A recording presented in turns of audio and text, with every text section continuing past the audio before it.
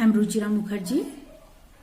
Today we will study about chapter 2, acids, bases and salts.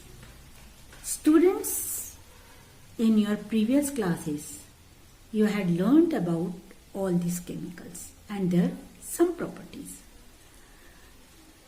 Students, you must have seen that when red ant stings someone, people advise to apply soap on that affected part.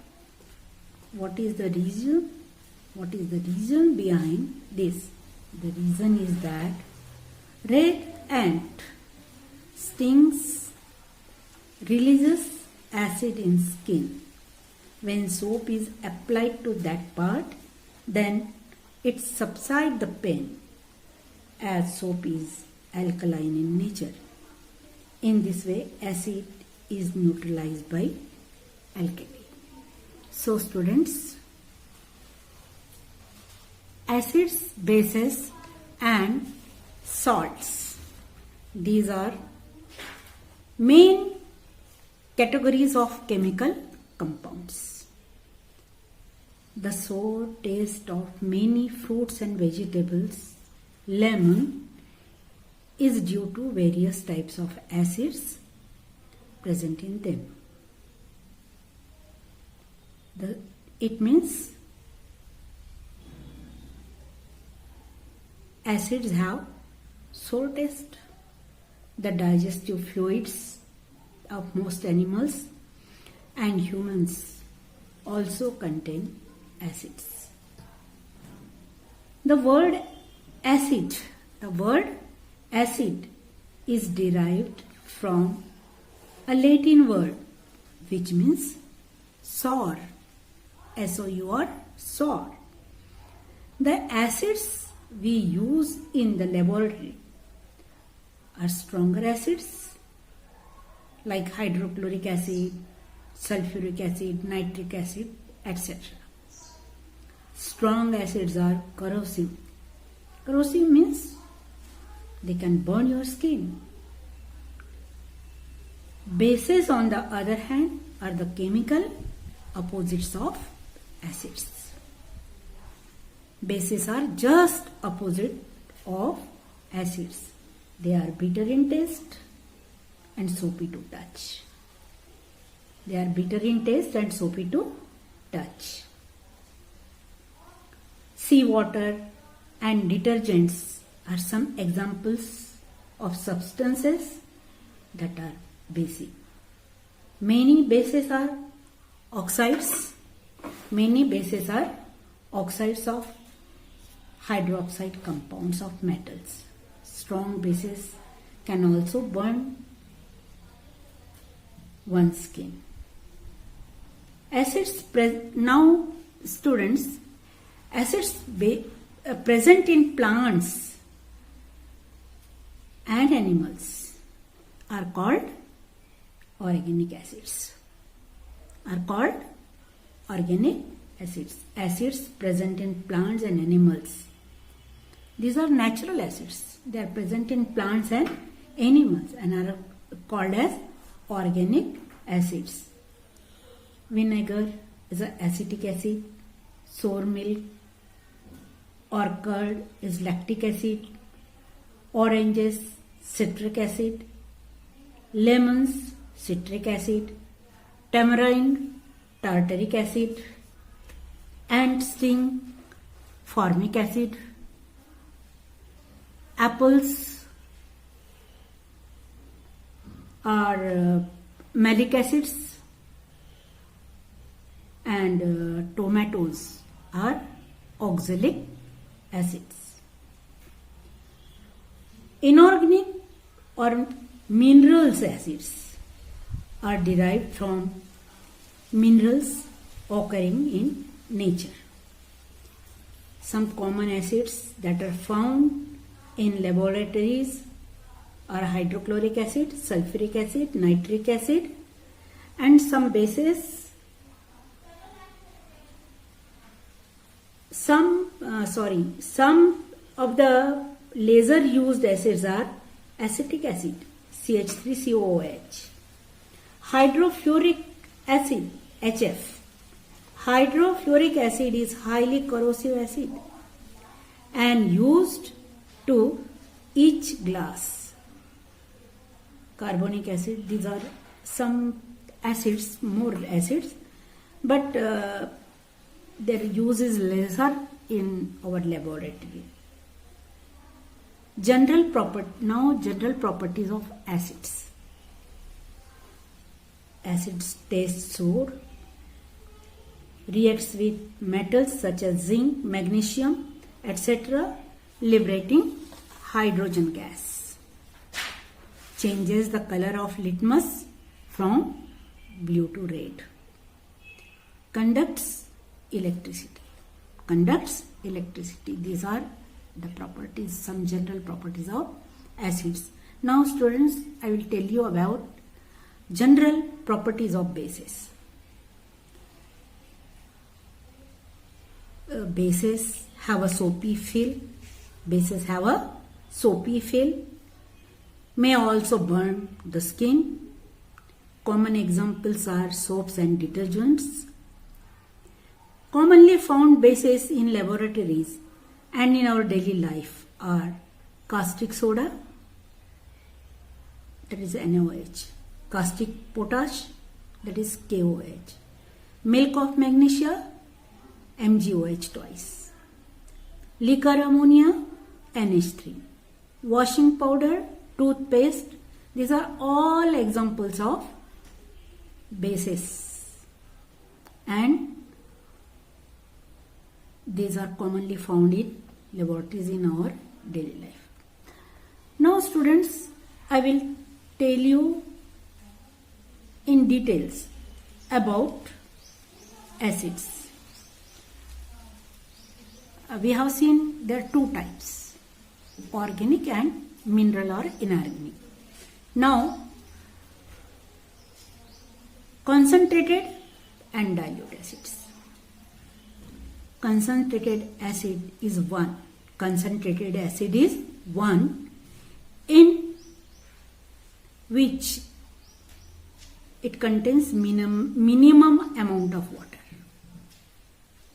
A dilute acid is obtained by mixing the concentrated acid with water.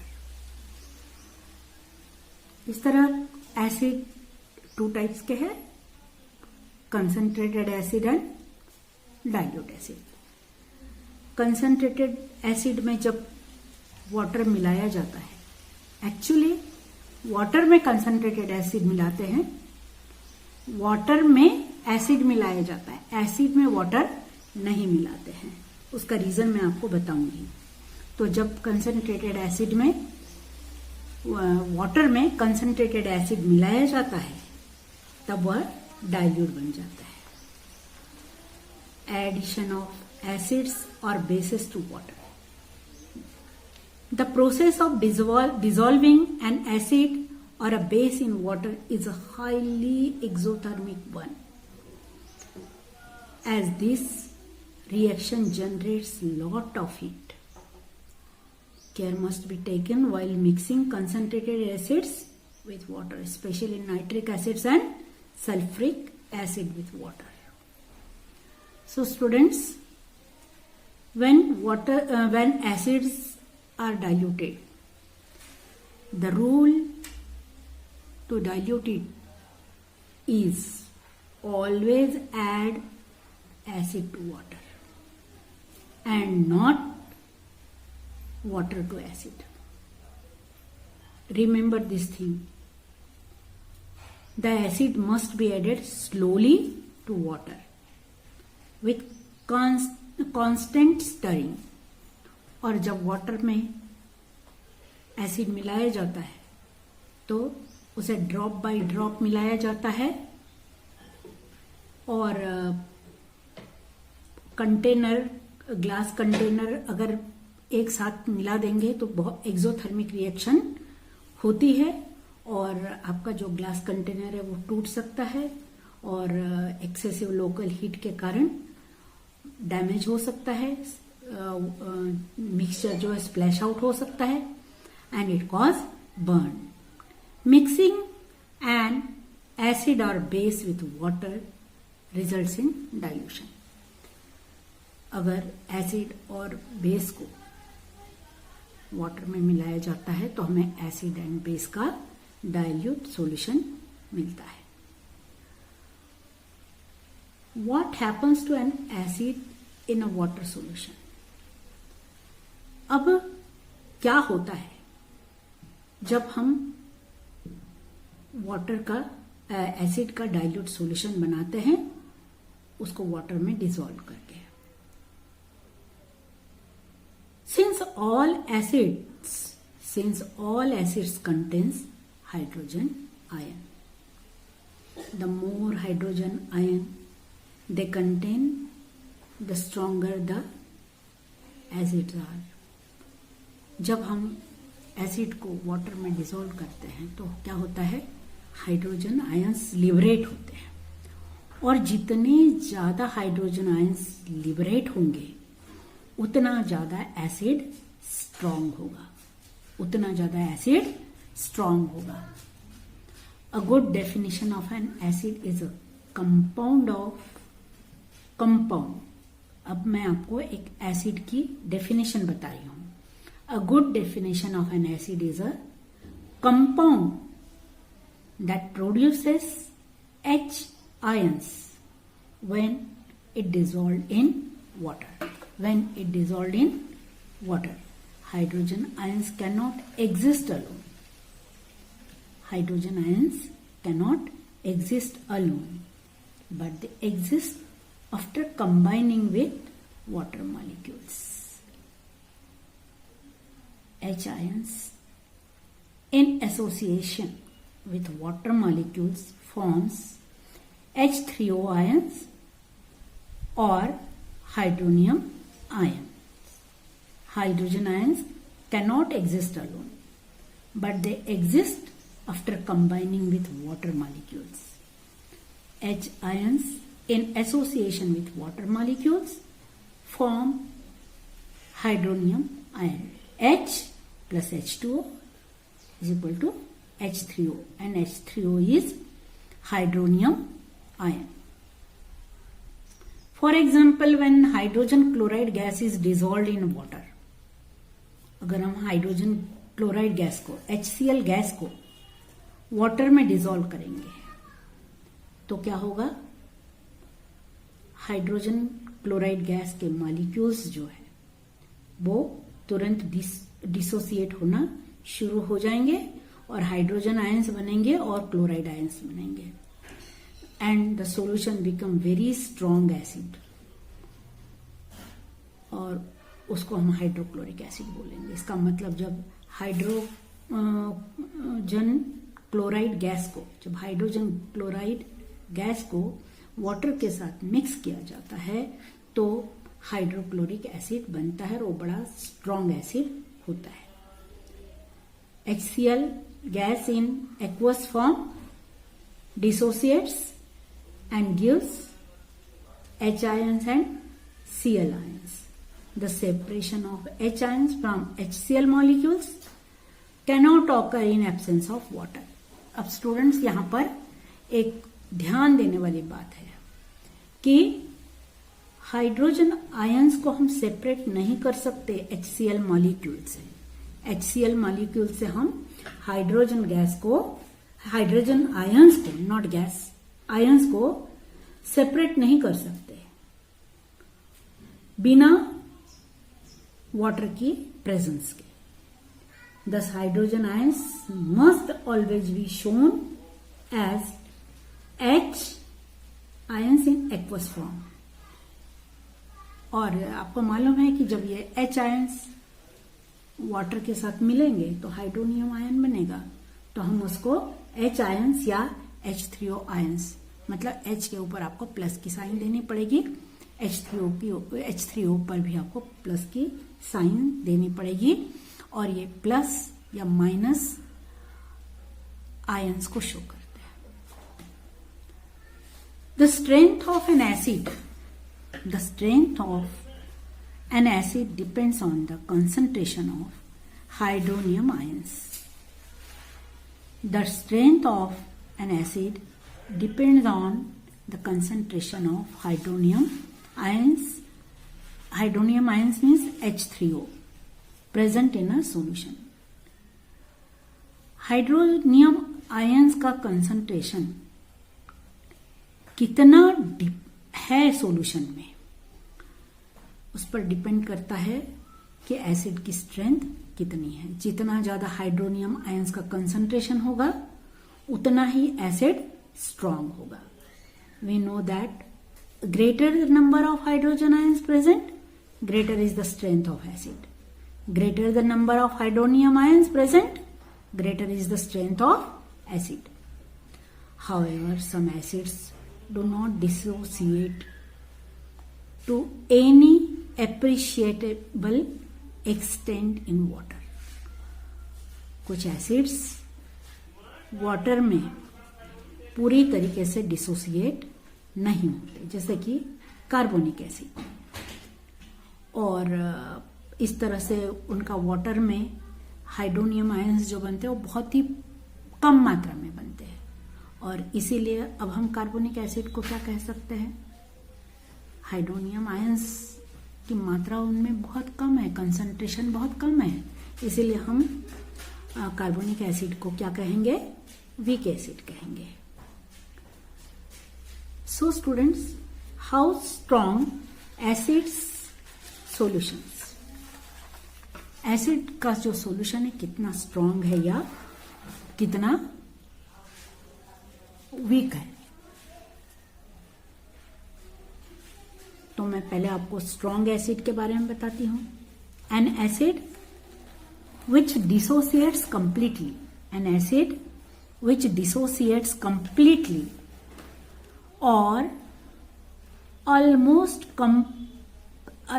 completely dissociates in water is classified as a strong acid. अगर acid water में पूरी तरह से dissociate हो जा रहा है, पूरी तरह से हाइड्रोनियम आयंस बना ले रहा है या H आयंस बना ले रहा है, और यही H आयंस जो है वो वाटर के साथ मिलकर के हाइड्रोनियम आयंस बनाते हैं। अगर कंप्लीटली उस एसिड के हाइड्रोनियम आयंस बन जाते हैं तो उसको हम स्ट्रॉन्ग एसिड कहेंगे। In aqueous solution of a strong acid contains only ions along with water. तो स्ट्रॉन्ग एसिड का सॉल्यूशन अगर हम लेते हैं, अगर हम स्ट्रॉन्ग एसिड का सॉल्यूशन लेते हैं तो हम पाएंगे कि उसमें सिर्फ आयंस है और वाटर है। मतलब स्ट्रॉन्ग एसिड का अगर हम सॉल्यूशन बनाते हैं वाटर में तो वो कंप्लीटली डिसोसिएट होकर के आयंस बनाता है, पूरी तरह से वो आयंस बना देता है, और ऐसे सॉल्यूशन में आपको सिर्फ वाटर देखने को मिलेगा और आयंस मिलेंगे। इन strong acids all the hydrogen ions combine with water. In strong acids, all the hydrogen ions combines with water molecule and exist as hydronium ions, H3O. Examples of strong acids are hydrochloric acid, sulfuric acid and nitric acids. तो strong acids हम उन्हीं को कहेंगे जो water में completely dissociate हो जाते हैं। और वीक एसिड के बारे में बता रही हूं मैं आपको कि an acid that dissociates only partially, an acid that dissociates only partially when dissolve in water is classified as a weak acid. ऐसे एसिड्स जो वाटर के सॉल्यूशन में पूरी तरह से डिसोसिएट नहीं हो पाते, सिर्फ उनसे कुछ ही H आयंस निकल पाते हैं, ऐसे एसिड्स को हम वीक एसिड्स बोलेंगे। An aqueous solution of weak acid contains ions and molecules. हमने देखा था कि स्ट्रॉन्ग एसिड में सिर्फ वाटर में जो है हाइड्रोनियम के आयन्स ही आपको मिलते हैं, लेकिन वीक एसिड चूंकि पूरी तरीके से आयन्स डिसोसिएट नहीं कर पाता, इसीलिए उसमें आयन्स और मॉलिक्यूल्स दोनों पाए जाते हैं। अब वीक एसिड के कुछ एग्जांपल्स है, acetic acid, formic acid, carbonic acid etcetera. अब स्टूडेंट्स मैं आपको बेसिस के बारे में बता रही हूं। मैं आपको बेसिस के बारे में बता रही हूं। आपकी बुक में एक्चुअली एसिड बेसिस के बारे में बहुत शॉर्ट में बताया हुआ है, पर मैंने आपको एसिड्स के बारे में डिटेल्स में बताया, उसी तरह मैं आपको बेसिस के बारे में पहले क्लियर कर देती हूँ। So bases are the oxides and hydroxides.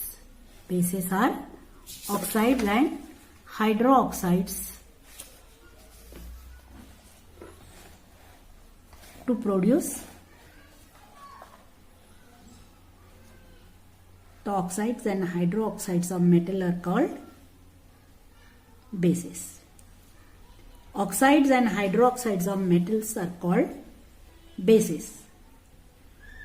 पहले कुछ एग्जांपल्स देख लेते बेसिस के, जैसे sodium hydroxide NaOH, magnesium oxide, calcium oxide, copper oxide, potassium hydroxide, magnesium hydroxide etc. are the bases. Some bases are water soluble and dissolve in water to produce hydroxy ions. A base that is soluble in water is called alkali. Actually आप confuse होते हैं alkali और base में। सो सारे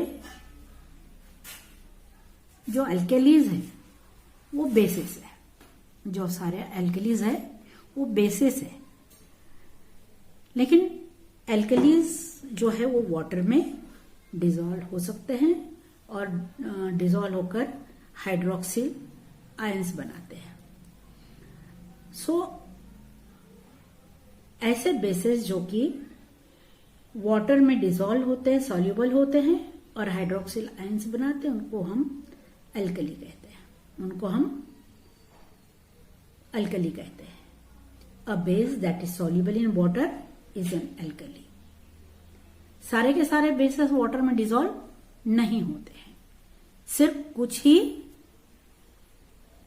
dissolve होते हैं और ऐसे बेसेस को तब हम अल्कली कहते हैं। For example, when sodium hydroxide is dissolved in water, it readily dissociates to produce a lot of hydroxide ions. जैसे कि NaOH को जब हम वाटर में डिसॉल्व करेंगे तो Na बनेगा, Na के आयंस बनेंगे, वो Na आयंस में डिसोसिएट होगा और OH आयंस में डिसोसिएट होगा। All alkalis are bases that dissociates in water to yield hydroxyl ion. OH ions मतलब hydroxyl ions as the only negative ions. Sodium hydroxide, potassium hydroxide, calcium hydroxide and ammonium hydroxide are examples of some common alkalis. Now these alkalis are also strong and weak. So what are strong alkalis or base? What are strong base or alkali? The strength of a base depends on the concentration of hydroxyl ions when dissolved in water. जिस तरह आपने देखा था कि strong acid जो है वो water में पूरी तरह डिसोसिएट होकर के H आयंस बनाते हैं, उसी तरह स्ट्रॉन्ग बेसिस जो होते हैं वो वाटर में डिसॉल्व होने के बाद OH आयंस या हाइड्रोक्सिल आयंस बनाते हैं। जो स्ट्रॉन्ग बेसिस होते हैं वो वाटर में पूरी तरीके से डिसोसिएट हो जाते हैं। A base that dissociates completely or almost completely in water to give high concentration of hydroxyl ions is classified as a strong base. The greater the number of hydroxyl ions, the base will be strong base. Now students, क्या होगा अगर हम acid की reaction basis से करते हैं? अगर हम एसिड की रिएक्शन बेसिस के साथ करते हैं तो सॉल्ट बनते हैं और वाटर बनते हैं। अब आपको मालूम है कि वाटर जो है न्यूट्रल है। अब इस रिएक्शन को जहां पर एसिड बेस के साथ मिलकर सॉल्ट और वाटर बनाते हैं उसको न्यूट्रलाइजेशन रिएक्शन कहते हैं। The reaction between the hydrogen ions of an acid and hydroxyl ions of base is called neutralization. Actually हम जब एसिड और बेस की रिएक्शन कराते हैं तो एसिड के H आयंस जो है हाइड्रोजन आयंस वो बेस के हाइड्रोक्सिल आयंस OH आयंस के साथ मिलते हैं और इस तरह से H आयन और OH आयन मिलकर के वाटर बनाते हैं जो कि न्यूट्रल है और एक सॉल्ट बन जाता है। तो इस रिएक्शन को हम न्यूट्रलाइजेशन रिएक्शन बोलते हैं क्योंकि जो रिजल्ट आपको मिला है उसमें न तो अब एसिड की प्रॉपर्टीज बाकी है न तो बेसिस की, बल्कि वो न्यूट्रल हो चुका है। इसीलिए acid the reaction between the hydrogen ions of an acid and hydroxyl ions of base is called neutralization reaction. एक एग्जाम्पल मैं आपको दे देती हूं, जैसे कि सोडियम हाइड्रोक्साइड की रिएक्शन अगर हम हाइड्रोक्लोरिक एसिड के साथ बनाते हैं तो बनता है सोडियम क्लोराइड। सोडियम क्लोराइड क्या है? सॉल्ट है और साथ में बनता है वाटर। तो न्यूट्रलाइजेशन रिएक्शन वो रिएक्शन है जहां पर एसिड और बेस मिलकर के सॉल्ट और वाटर बनाते हैं। The acidic property of an acid is due to the presence of hydrogen ions. किसी भी एसिड की जो एसिडिक प्रॉपर्टीज होती है वो किसके कारण होती है? It is due to the presence of H ions, while that of base or alkali is due to presence of hydroxyl or OH ion. When acid and base combine, the positively charged hydrogen ion of the acid combines with the negatively charged hydroxyl ion and the base to form a molecule of water. Hence the water molecule formed does not have any charge because the positive negative charge of the hydrogen ion and hydroxyl ions get neutralized. So neutralization can be viewed as a reaction. Neutralization can be viewed as a reaction in which an acid combined with base, neutralizing the positively charged hydrogen ion and the negatively charged hydroxyl ion to form a molecule of water and the respective salt. So neutralization reaction वो reaction है जहां पर acid के H ions basis के OH ions के साथ, H ions पर positive charge होता है और बेसिस पर मतलब OH आयंस पर नेगेटिव चार्ज होता है। तो जब पॉजिटिव चार्ज नेगेटिव चार्ज के साथ मिलते हैं तो क्या होता है, वो न्यूट्रल हो जाते हैं। पॉजिटिव नेगेटिव एक दूसरे के साथ मिलकर के न्यूट्रल हो जाते हैं और इस तरह से न्यूट्रलाइजेशन रिएक्शन होती है। Students, today I have told you about acid and bases. In my next video, I will tell you about salts. Okay, students, thank you for listening. Thank you.